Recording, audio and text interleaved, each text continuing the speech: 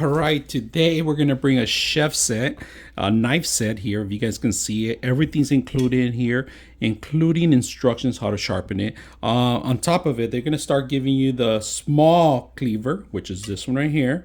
They're gonna give you the chef's knife, which is the longer one here, and they're also gonna give you the bread knife, which is this one right here. And also the smallest one is going to be the paring knife, which is right here, and a ceramic peeler. And this is my favorite tool.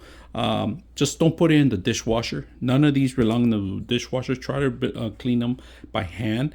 Scissors. I like that they also have the nutcracker at the end. So this will make a great gift for a chef or for your home or replacement of other equipment. They're really sharp out of the box. When you get them out of the box, make sure you rinse them and clean them out prior to using them. So let's put them to use, see how well they work.